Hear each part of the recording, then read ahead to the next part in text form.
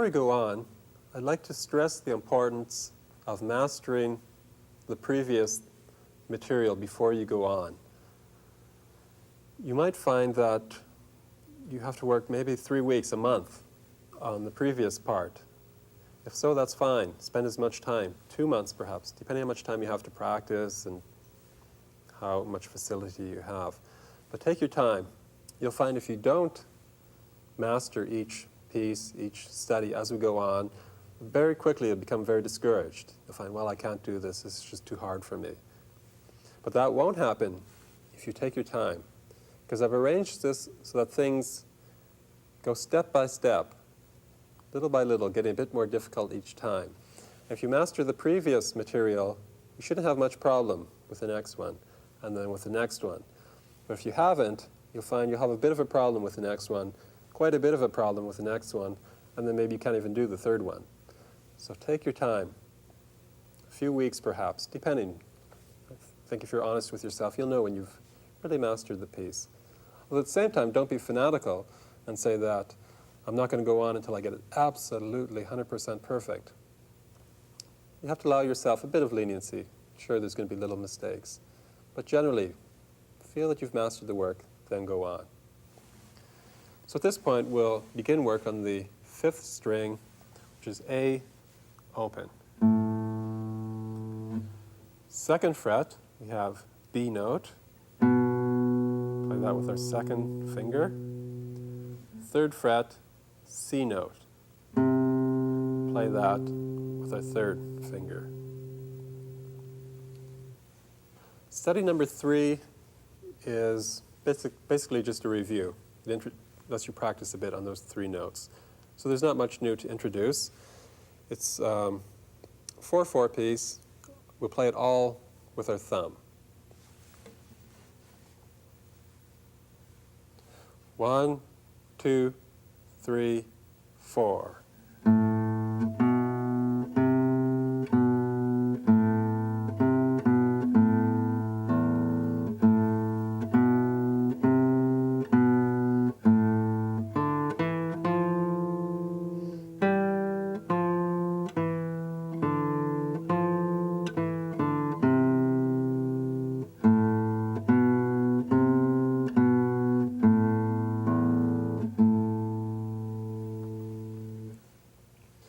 Okay, let's do that study once more. And in case you've forgotten, the low note that we have there is the open E string that you know. Okay, 4/4. 1, 2, 3, 4.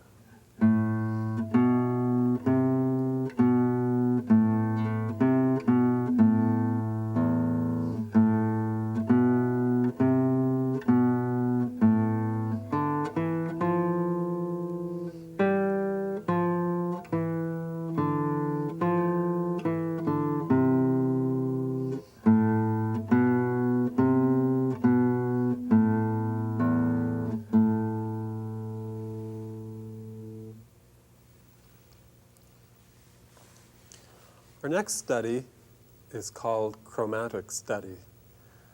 You'll probably find this piece a bit strange. It uses a lot of chromatic notes, so it's a bit weird sounding. But it's good practice in reading all the different accidentals. We're also going to introduce one new accidental, which is what's called the natural sign. What a natural does is it cancels out a sharp. If you remember, I said earlier that a fret or a sharp or flat, any accidental, is in effect for the entire bar, for the entire measure. So that if the first note, for instance, is F sharp, then if the 3rd or 4th note is an F note, even though it doesn't have a sharp in front of it, that is also played sharp, because the sharp is in effect for the entire measure. Now, if you want to play that note F natural, you have to put a natural sign in front of it. What that does is cancels out the previous sharp, so that we have F sharp, some notes, and then F natural.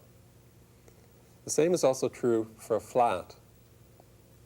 If we had, for instance, A flat,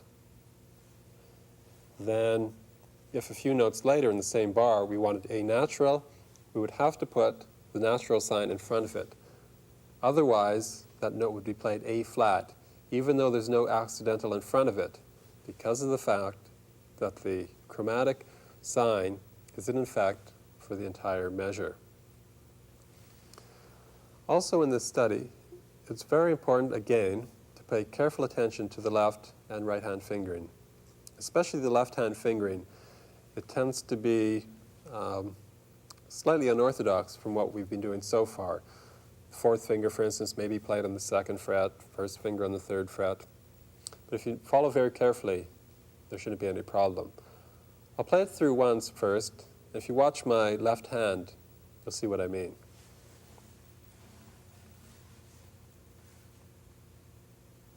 It's in 4/4. Count 4.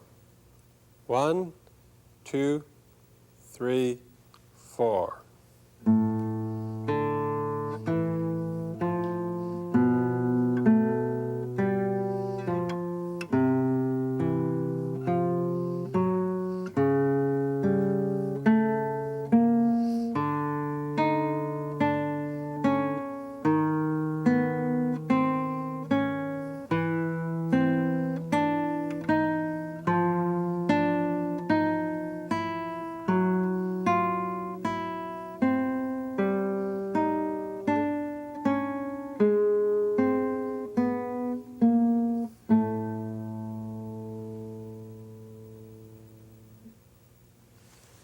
Well, I hope you enjoyed that piece. I know it sounds a bit weird. A few more points I'd like to say about the piece. As you've probably noticed, it's in the same style, or written in the same way as the folk song. In other words, in two-part style.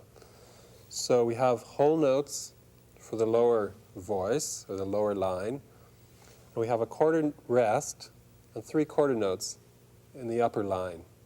So the upper line has a rest, nothing on the first beat, and the lower line, the A note, plays on the first beat. The second beat is the D, E, F. Also, the very last bar, we have 2 notes played simultaneously. And I'd just like to refresh your memory about how to do that. Remember what we said, that it's just like playing the 2 notes individually. In other words, like playing the A note with the thumb and then playing the A note with the finger. We don't pull up. We play it just as if the 2 fingers were playing individually. And as I said before, you could practice that by separating them and then speeding that up and closing the gap until they match up and you have one sound, the 2 notes played together. Okay, I'll play that piece again for you once more. Again, pay very careful attention to the left hand fingering. 1, 2, 3, 4.